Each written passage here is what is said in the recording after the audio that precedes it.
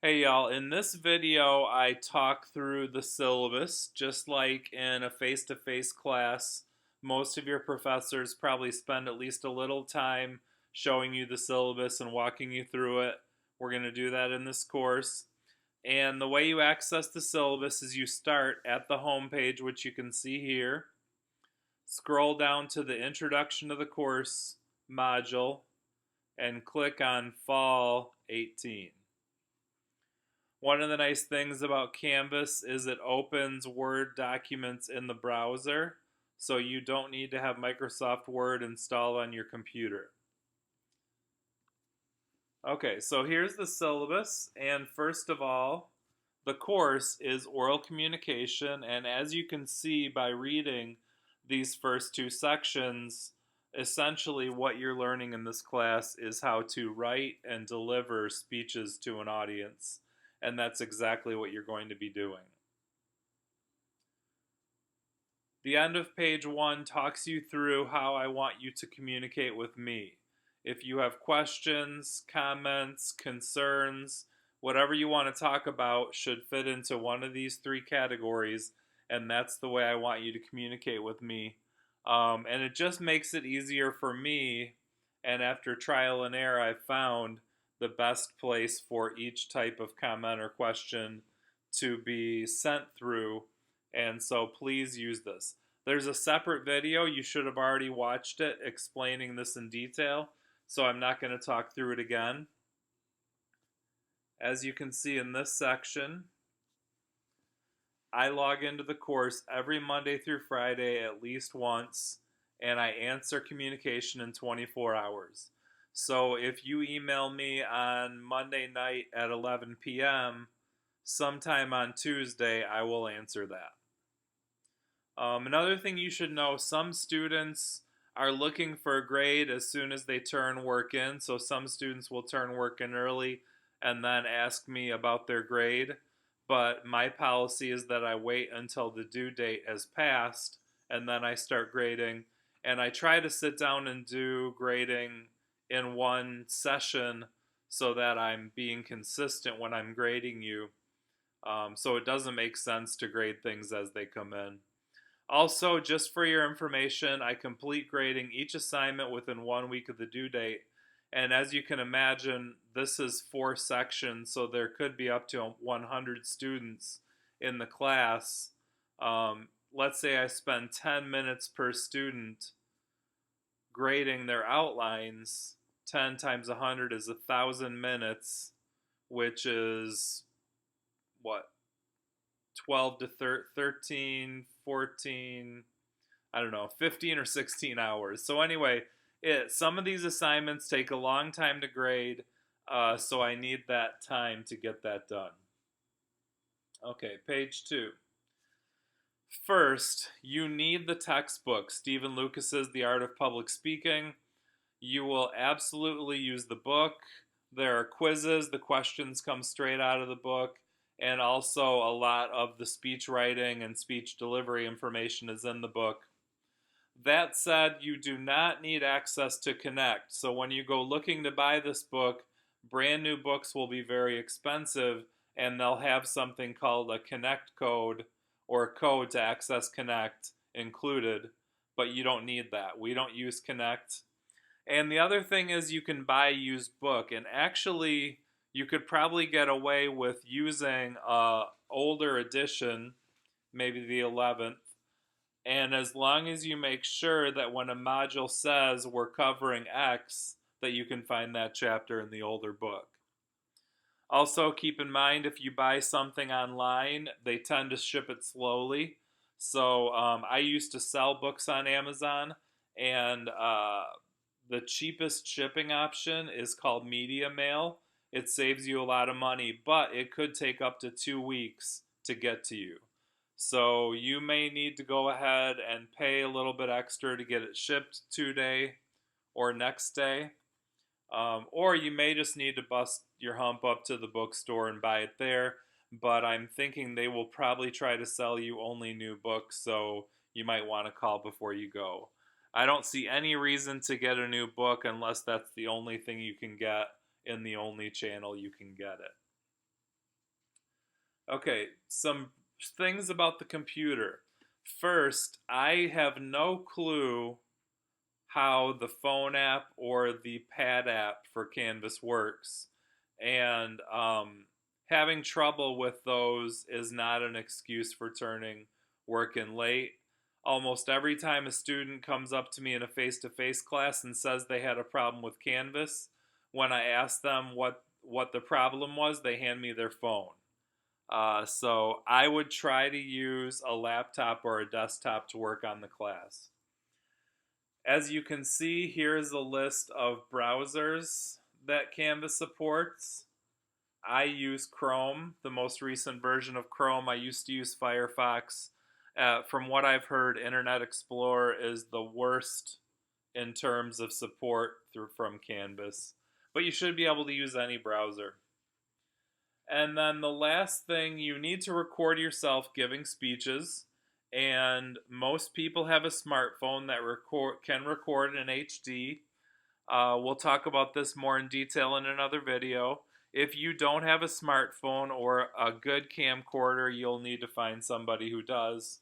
And there are lots of ways to figure that out. You can email me or post a Common Course question if you have questions about it. Since this is an online class, you need to be able to navigate to websites. You need to be able to use email. You need to be able to use your phone or another device to record your speeches. You need to be able to submit stuff in Canvas, and just like a classroom, you need to participate using proper etiquette. If you're not already an excellent student, this is a list of things excellent students do. I'm not going to read through this for you. You can read. But these are the things. Anybody in here who's going to get an A is going to do 1 through 9 on this list and maybe more. The one thing I do want to mention is 7 and 8. Now, one of the unique things about this class is a huge part of your grade is delivering speeches to an audience. You record yourself, you upload the video to Canvas. We'll talk about that more later. So one of the keys is, let's say your speech video is due on Monday. You can't write the speech on Sunday because you don't have any time between the speech due date and the speech delivery date to practice. So you're always going to want to try to get your speeches done ahead of the due date, and that will give you plenty of time to practice your delivery when you make your videos. This section of the syllabus describes the graded work. At the end of the semester, you will have a total number of points. You just come back to page 3 of the syllabus, and you see where you fit in on the grading scale, and that will tell you the letter grade I will give you. So if you have 555 points, you can see that a B plus is 548 to 559, so you'll get a B plus. A couple of notes on grades. First, all 3 speech videos, you must have a minimum of 9 people in the audience. Failure to have a 9-person audience equals an automatic 0 for the assignment, and there are no exceptions to this. I talk about this in another place. And if you fail to score at least a 1 on all 3 speech video assignments, you get an automatic F for the course. And these rules do 2 things. 1, they force every student to do all 3 speech video assignments. And 2, they force you to have the audience you're supposed to have. As I said, I'll talk about that in another video, but those rules are non-negotiable, and that's just the way the class has to work.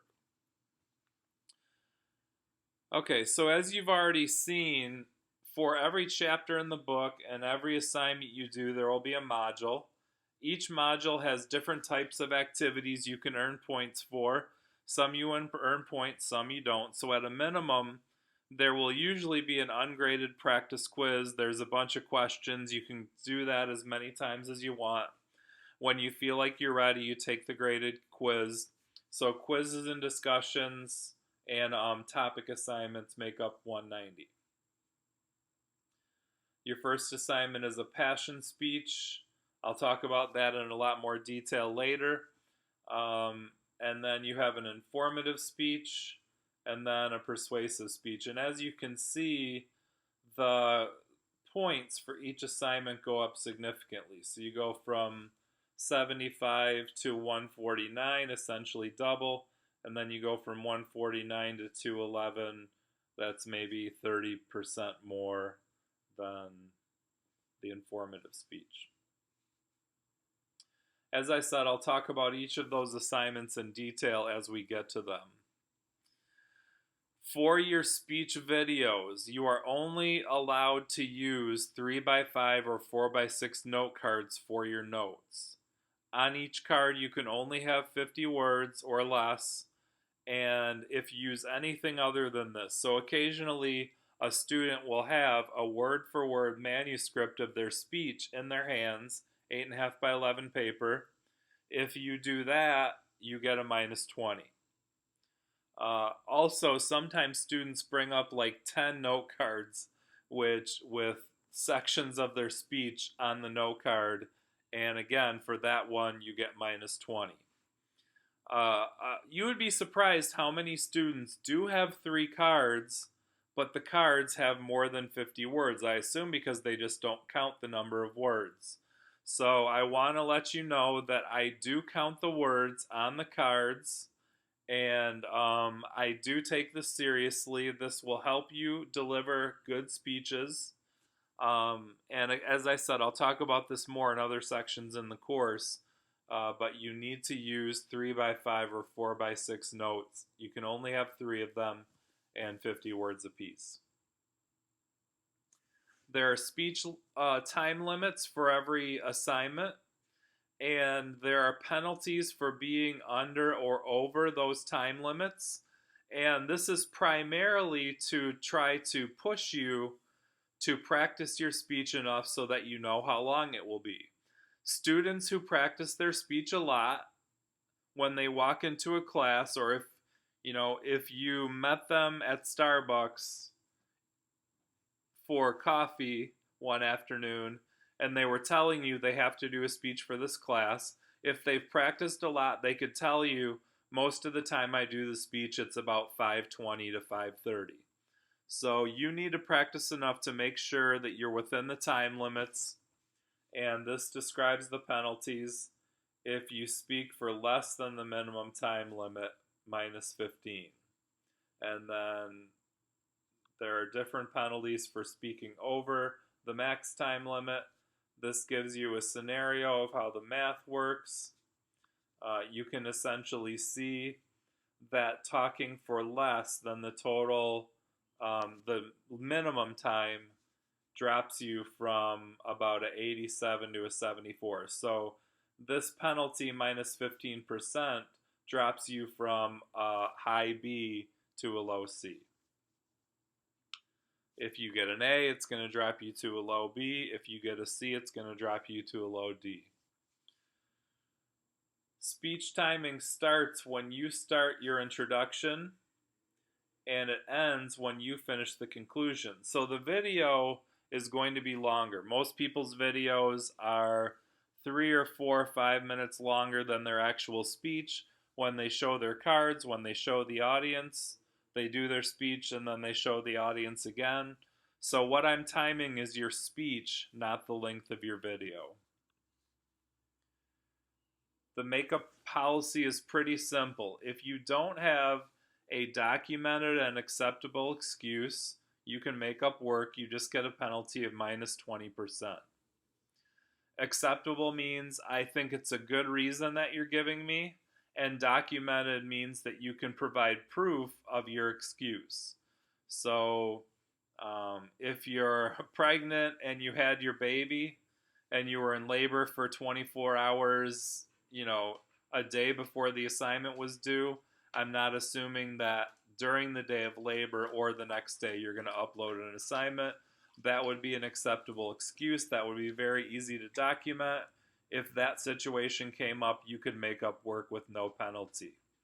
If you got sick and you can't prove it, you get minus 20%. if, and people come up with a lot of excuses. People have to leave the country all the time to help their grandma do something. So you need to have a good reason and you need to be able to prove it. Last thing about making up work, every semester people schedule trips that somehow Wi-Fi is not accessible during the semester. That is not an acceptable excuse. You knew you signed up for this class that was going to cover these dates. The beauty of an online class is you can do it from anywhere where you have a computer and Wi-Fi access or internet access. And so, excuses like I'm going on vacation or I'm going to Disneyland or whatever, those are not acceptable. Okay, final policy, I do not assign W's. CSN won't let me do that.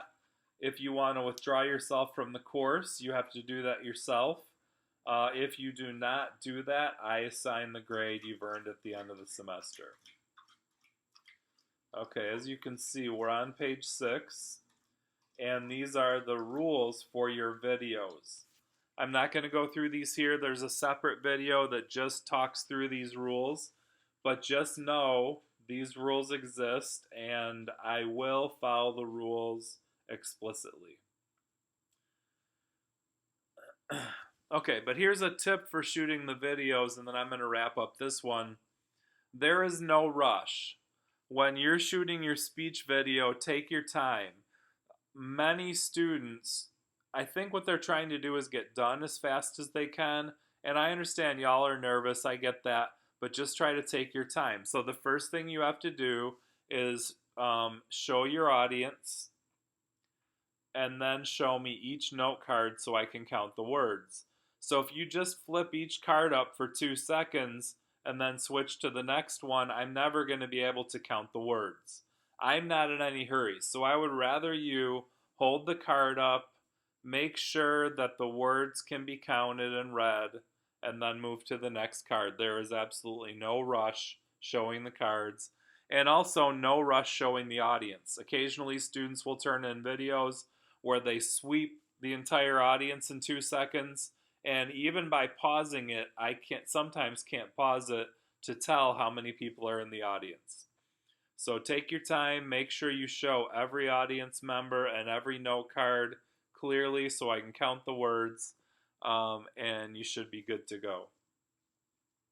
There are a bunch of other policies here that you can see CSN wants us to tell you about, but the one that you should definitely focus on is academic integrity. You can read the policy. The biggest problem with academic integrity in this class is plagiarism. And so you will see there is a section of the course where I talk specifically about how to avoid plagiarism. And if you do not know how to do that already, you should definitely focus on those resources. All right, so that's it for this video. If you have any questions, ask them in the Common Course questions discussion, and I'll answer them as soon as I can.